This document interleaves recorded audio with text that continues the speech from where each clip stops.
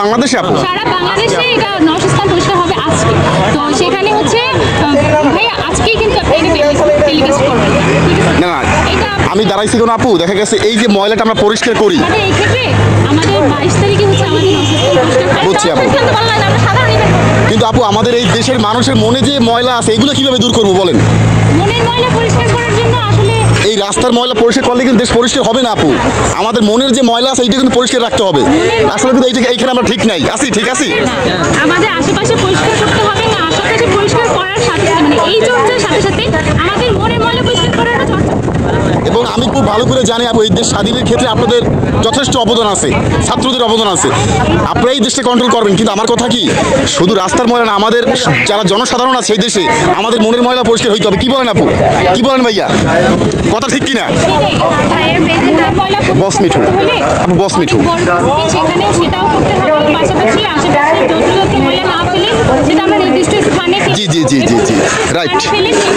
তাহলে কি হবে, জীবন হবে না। জি আপু, জি জি। মানুষের মন, এই যে আমরা কাজ করি, জি জি, কিন্তু আমাদের অনেকের মন ভালো হয়ে যায়। এখানে যারা ছাত্রছাত্রী আছে এরা কি এই কাজ করা লোক বলেন? এরা হচ্ছে সুনামধন্য পরিবারের এক একজন ছেলে। এইটা শুধু করে দেশের স্বার্থে, দেশের জন্য, নাকি আপু? কিন্তু আমার কথা হচ্ছে, হ্যাঁ, কিন্তু আমার কথা হচ্ছে আমাদের মনের ময়লা পরিষ্কার হইতে হবে, কি নাকি? তুমি কি বলো? তোমার মন্তব্য কি মনের ময়লা পরিষ্কার হওয়া দরকার কিনা বলো? নাইলে এই দেশ কোনোদিন উন্নত সাধন করতে পারবে না। পারবে বলো? পারবে? পারবে না। আমাদের লক্ষ্য হচ্ছে পরিষ্কার পরিচ্ছন্ন বাংলাদেশ। পরিষ্কার পরিচ্ছন্ন বাংলাদেশ গড়ার পূর্বে আমরা জিম সবসময় ছিলাম, আছি, থাকি। বড় ভাই, আমরা দেশে যারা জনগণ আছি আমরা চাই আমাদের মনের ময়লাকে পরিষ্কার করা দরকার। শুধুমাত্র ওই চাই হাতটাও থাকলেই মানুষ হয় না। মানুষ হইতে হইলে ভিডিও করতেছেন আপনি? বড় ভাই, মানুষ হইতে হলে মানুষ হতে দরকার আছে ভাই।